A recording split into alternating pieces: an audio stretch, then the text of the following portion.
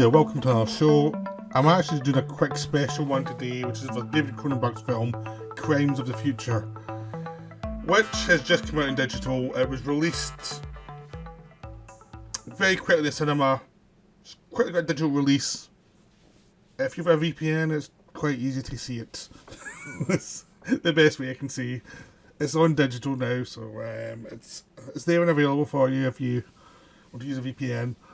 To be honest, I'll be buying Blu-ray when it comes out, because I heard France and Germany some Blu-rays released pretty soon of it, so I'll probably get it there. I don't know what's going to happen to the British release, so I'm pretty much already kind of figuring I'm going for the French or the German release and just pay what I need to pay for it, because this is top class Cronenberg. This is for Cronenberg films. This is totally if you love Cronenberg, this is in your wheelhouse. It's a mix of both his old stuff and his newer films. It's like there's a bit of both in there. Yeah, I've heard, it's much more like his old stuff again. It's like it is and it isn't. There's elements there that is, elements there that isn't.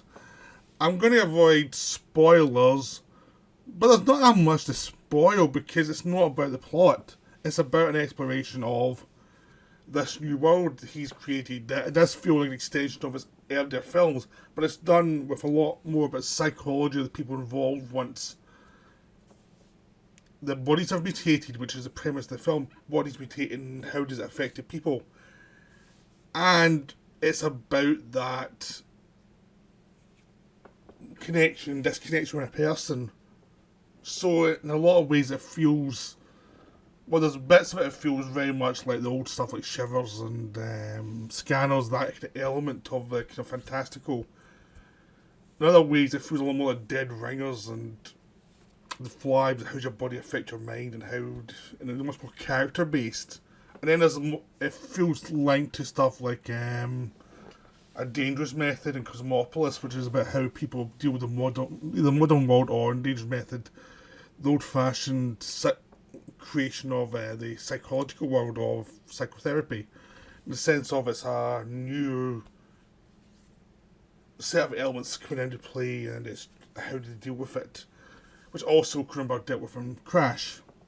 So there's a lot of stuff there. I mean, the idea of a change in emergent psychology also is linked into something like Spider. So it covers a lot of Cronenberg in the past, but it doesn't feel like it's harking back to his old stuff. I mean, the thing that jumps out to me from this, and some of Cronenberg's films in the 2000s, is the filmmaker I'm actually now kind of comparing them to is Robert Bresson. Because Bresson, like Cronenberg, he was a bit more spared with this, because Bresson wasn't into music and any distractions. He would not even hire professional actors. He thought the acting was a bit of a distraction. But it was paring it down both in the filmmaking and in the story-wise to its essence. What's the essence of this situation? And that's what we're going to focus on. And everything else gets cut away. And that's what kind of Cronenberg does. And later on, Bresson started out with things like Direct Country Priest and Pickpocket, which was solidly in the idea of religious disturbance and the plot with a metaphor for religious doubt and religious thought. Then he kind of moved on, and from there was in the 60s he was doing stuff like Machete and Balthazar, which are wonderful films. They brought the doubt of the modern world into his films and created films that might be harder to take for a lot of people because they weren't straight ahead. You couldn't actually just look at them and have a very simple reaction to them. I mean, this is one of the reasons why I think certain directors get an easy pass. It's easy for critics to rate someone about Alfred Hitchcock or John Ford because a lot of what they do, say and do is apparent because it's not complicated. It's very much the purity of the image or the old-fashioned tales that you can understand the basic point of view of. with someone like Orson Welles, who's a much more complicated person and much more difficult person, difficult artist, it's harder to write about. Michael Powell's harder to write about because it was him and Pressburger. More difficult directors are harder to write about, so they don't get as much attention critically. Even though critics try and say, oh, yeah, they're the ones we love, it's like, only to a degree but you can actually rate something and get it sold. And in Bresson's case, he moved on in the 60s. He started to make his films. So in the 70s, like Un Femme Douce, and The Devil Probably, these were not films getting great reviews. These were films that were disturbing the critics a little bit. And then with him going to larger on, he hadn't lost his critical footing, but they were finding it harder to lock in what he was about, because it was about the modern world in doubt and the modern, problems. The Four Nights of a Dreamer was hard to get hold of. It did not get great critical response. And Femme Douce is almost impossible to find. We're starting to get some films out on Blu-ray from Bresson that are coming out, but there's a lot of films that are hard to find. The Large John was hard to find for a while.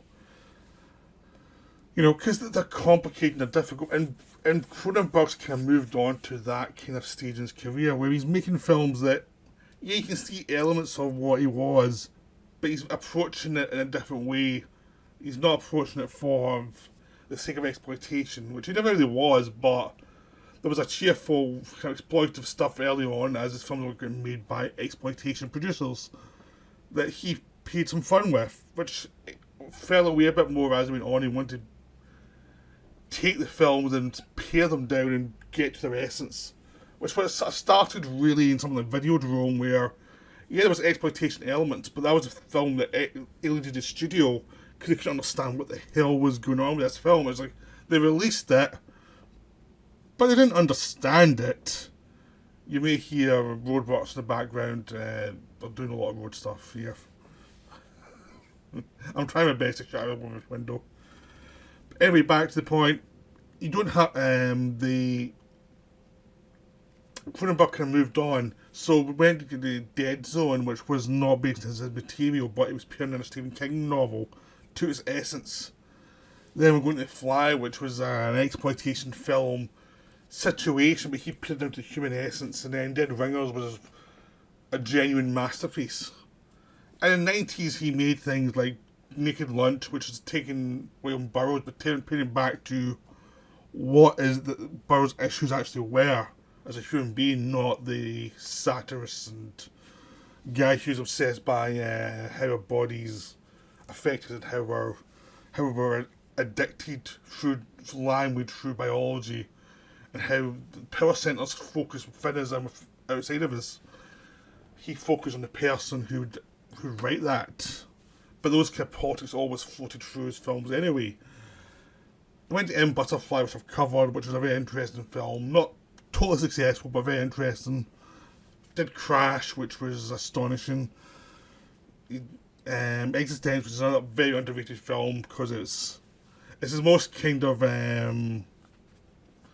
playful, because he was playing around with like Phil K. Dick kind of things, but he twisted it into his own way of doing things. So it was actually about how biology affects entertainment, biology affects who you are and what you're seeing, and it affects how you're trying to exploit yourself and other people, and how you sort of lose sense of yourself through the exploitation of imagery and exploitation of your own goodwill.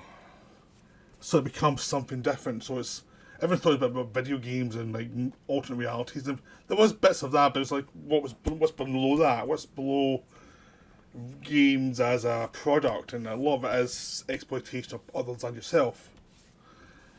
Spider was amazing, all about the madness of one guy and the kind of social issues in Britain at the time and how that affected him.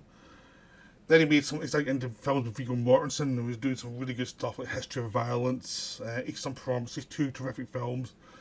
Dangerous Method, this is where he really pared down, because History of Violence was a bit more commercial. It did really well. Eastern Promises did well, and it was a bit more commercial because it was Russian gangsters, but it's still wonderful about self-identity. And by the time you got to Cosmopolis and A Dangerous Method, it was really, and Map to the Stars, it was really about how people were processing what they were to the world and either dealing or not dealing with what they were and creating disjunctions for themselves and other people. And it was kind of like the process that was physical has become psychological. The the damage it was the damage of metamorphosis, which was physical in the fly and affected psychological, starts off here as psychological and it becomes physical. So it was a kind of reversal, but it's very pared down to what is affecting these people, what are the signs of madness or dysfunction, and how do they process it. So it was like metamorphosis in a different way, and some people metamorphose out of it, some people just kind of collapse into it. So there was a lot of tragedy, and it was also, there weren't easy answers anymore. I mean, Cronenberg was always focused on keeping it ambiguous, but before he was sticking to like single protagonists in their story, it would be very limited.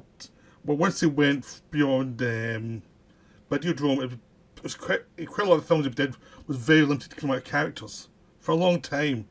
Then in the 2000s they started creating films with more characters around them again, and how that affected the psyche, how it's messier, and how like human relationships was less insular in a lot of ways. It makes other human relationships, there was other psychologists floating into the one what would typically be a Cronenberg character. So we get to Crimes of the Future. We have quite a few what you call Cronenberg characters. It's not just a centralised character anymore. You've got Viggo Mortensen thing, which would typically be the character. But you've also got Lisa Doe's character, who also could be a Cronenberg protagonist quite easily. You've got the character Kristen Stewart plays, could be a Cronenberg protagonist. The Scott Speedman character could be a Cronenberg protagonist. They could all be protagonists in a Cronenberg film, and they'd just be around them. But instead of just how they all bash against each other. Don McKellar plays a guy who's monitoring mutations in human beings. He could be a protagonist in a Cronenberg film quite easily.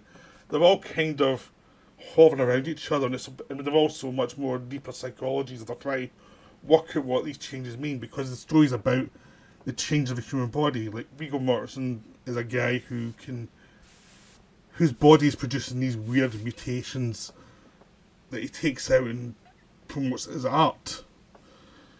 The person who did the surgery on him is Lea Seydoux, who she's kind of trying to find herself. When she states herself as an artist to start with, but she kind of knows what she's doing, just surgery, and it's kind of shallow, and she's trying to push through to something else. In some ways, she's kind of the Mantle twins from Dead Ringers, trying to push through to something new. There's no twins involved, it's just like one kind of psychology. It's like, what's art when your craft is really the human body? Where does it go from there? And Viggo Mortensen's character has mutations, and he's trying to work out what to do with it. His body is mutating in a way that's more realistic than something like the Marvel stuff, which is just mutations just used as a metaphor for I wish I could do this. It's fantasy basically. This is much more what mutation has to be like, and how things can change, and it's like how the body's been changed naturally. It's how it's evolving beyond humans' control, but it's also how human beings are also trying to design at the same time. When they've seen the mutations happening, then they want to get involved and try and figure it out. And how some people try to slow it down, some people are trying to push it forward, and some people are fascinated but not quite sure how it's going to go. And Viggo Mortensen's character is about a guy who's very unsure, because he feels pain as these mutations happen inside his body. A lot of people no longer feel pain, so they can cut each other and cut themselves up, and they'll heal and they'll be fine. But it's a way of feeling something. So it's like how humans are changing in lots of ways that no one can quite work out, and humanity seems to have fallen back into like a much earlier period of technology.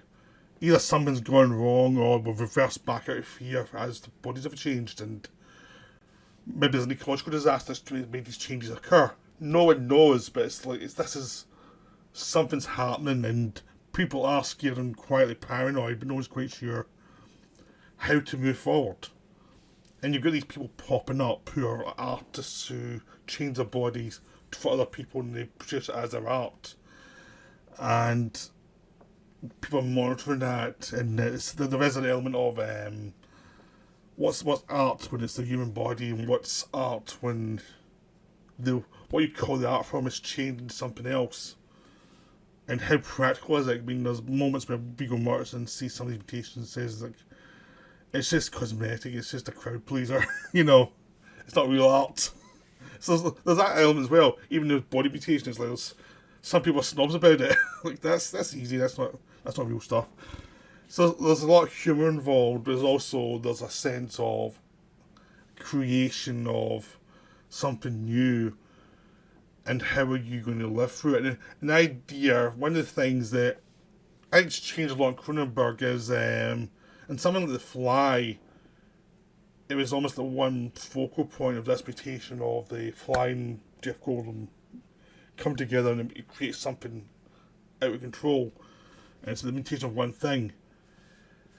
As he's going on, as I said, he does have a lot of characters who are all on that journey in different ways, and some you get more of a story than others, but it's the idea of things that happen to one person affects the other person, so it's a collider effect of one instant kind of going out of control in various ways, which is what's happening here, but it's happened to a lot of his films, a sense of it's like an effect on the general society.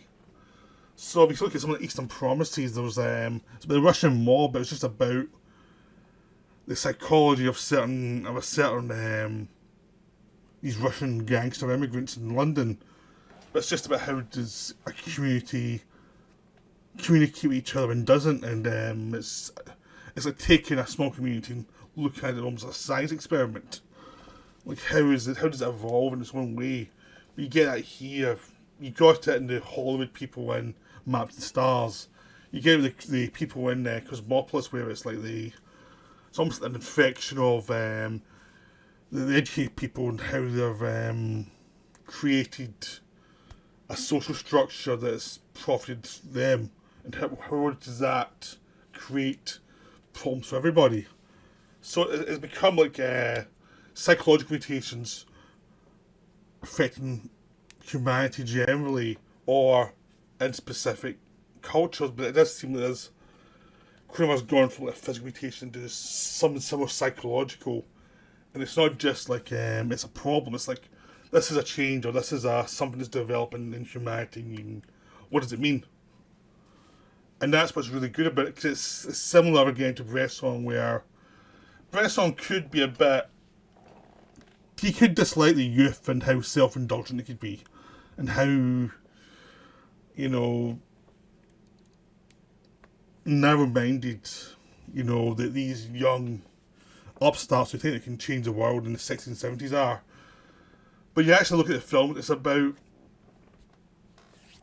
the change in the world and what are the effects that they understand and what they don't understand. It's about how the world is changing and how complicated it is, and how you can't just simplify it as like, oh, it's anti these kids. It's anti. It's more about how do you process things and how do you process morality in a changing world.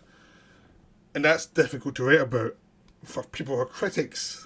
That's very impossible, because it's not often easy answers. Are you meant to believe whatever you believe and be disquieted by some things, or find your own meaning through it? And Cronenberg has been doing the same with his films in the 2000s. They're very unique and very different, and I think they've been very underrated. Just like his older stuff was underrated when it first came out, and it was like, well, it's just gore, it's like a gore. Now everyone looks back and is like, oh, that stuff's amazing. I think when we go beyond the critics who first discovered Cronenberg and we get into younger people who are seeing these newer films as they grow up, you'll probably find more appreciation for these newer films as well, because they're a bit of mutation of psychology. It's just something that's happened a lot in various societies. People are changing their views of things that used to be black and white are now much more multi-layered. Feminism has affected humanity in a way that no one's quite sure where it's going to go. But it's not the token acceptance you got in the 60s and 70s. It's much more in the production line now. And people are interested in that. Like, where does it go? Like, what are the good points? What are the flaws? Just the same as you look at what was there before. What were the good points? What were the flaws? And how things are changing in interesting ways. You have a trans rights, you have various elements of sexuality that are all now part of the mainstream that are going to change the world in some ways, but probably not in the same way people expect it's going to change. They're going to change in different ways than you expect, and it's going to affect the next generation in ways you would not expect. So it's about mutation of psychology, and Cronenberg's are way ahead of the curve because he's making films about that while we're experiencing it. But he's the one guy who can voice what's going on, and not in a didactic way that's promoting what you've called as one side versus the other. It's much more, this is a phenomena, let's look at it. And here you've got the whole idea of we're using mutations, but it's just about the change in humanity. That's what the film's about. And how do you try and police it? Do you try and resist it internally? Or do you try and embrace it? And how everything's complicated, there's no simple solution. Even people are going one way, they are going to be haunted by other paths not taken and doubts they may have about certain things, and it's just going to change in different ways, and no one quite sure where it's going to go. Because you've got laws, you've got people who get into conspiracy theories about how things are going to change, how things are not going to change, and people are going to do lots of things that are going to be silly, but they're also going to change things in very interesting ways. So the film's kind of about that kind of process of change, not just physically but mentally as well, and how it's slowly affecting people and creating passions that are new, that are different from what was before. And how does body mutation change what a human being is? Look, as we move on, we are going to change of physically what we are, because you've got genetically changed things are slowly changing. You've got technology that's going to be impactful on the human body as it goes. We're living longer through science. We're going to be adding stuff to our bodies through science eventually as well. We are changing. We may genetically start changing, just evolving as human beings evolved, how we've evolved in the past. But we're going to keep evolving. It's not just this is not the end result. In my case, thank God. Because this should not be the end result. But it's a process, and Cronenberg's about the process. So I've talked around the film without trying spoiling the plot. I'm just trying to talk about the themes of it. I hope you enjoyed it, but that's it. I don't want to go any further just now. But go see it, it's wonderful. It's one of the films of the year. But it's sneaky in a way that, to me, this is a much deeper film than some Titan is.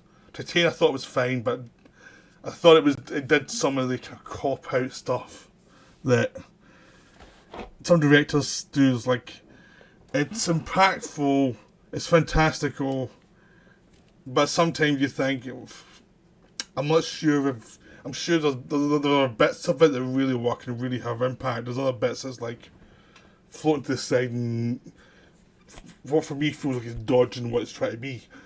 This one is much more a mature person's film. This is a much more mature art's film. And it's probably not going to be in many people's top films of the year because it's a sneaker film. It's one of those ones that will sneak up on you over time, like most of Cronenberg films do. Very few of his films make top 10 lists, really, to start with, and they just slowly creep up over time. I think this is definitely one of those ones, because it's not about stuff we're not quite ready to talk about yet. So, I think in 20 years we'll be going back and going, well, that was really something, that was exactly right. So, go see it though, it really needs the views. It's a wonderful film. So that's me for now. I'll be back at some point once all these bloody roadblocks are finished. Right. I couldn't wait for this one. So bye for now.